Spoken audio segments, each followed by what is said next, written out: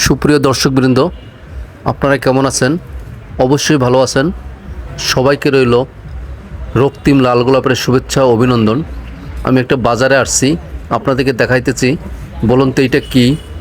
অবশ্যই যারা গ্রামের মানুষ যারা জানেন তারা অবশ্যই বলতে পারবেন। এটা হলো পোলো। এই পোলো দিয়ে গ্রামে মাছ ধরা হয়। আপনাদের একটু দেখাবার চেষ্টা করছি। এখন আর একটা নতুন জিনিস দেখাবো।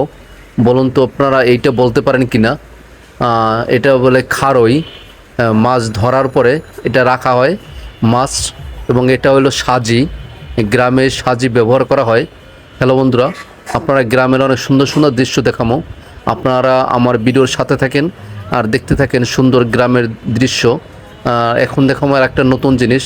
আপনারা অবশ্যই এটা দেখেন না, এ দেখেন এই এটা মাছ বাজার করার পরে, মাছ ধোয়ার পরে, যে মাছ রাখার পরে যেটা পানিতে ধুয়ে সেটা খারই, এবং এটা হচ্ছে সাজি। এটা বাঁশ দিয়ে তৈরি করা হয়েছে। গ্রামে যাদের বাড়ি তারা আপনারাই বুঝতে পারবেন।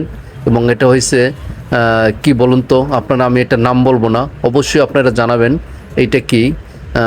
বলুন তো, যাদের গ্রামে বাড়ি, যাদের গ্রামে জন্মগ্রহণ করেছেন এবং যাদের অঞ্চলে মাছ ধরছেন আপনার গ্রামে, পুকুরে এবং খালে, নদীতে, বিলে, যারা বরিশাল বাড়ি তারা অবশ্যই বলতে পারবেন এগুলো কি।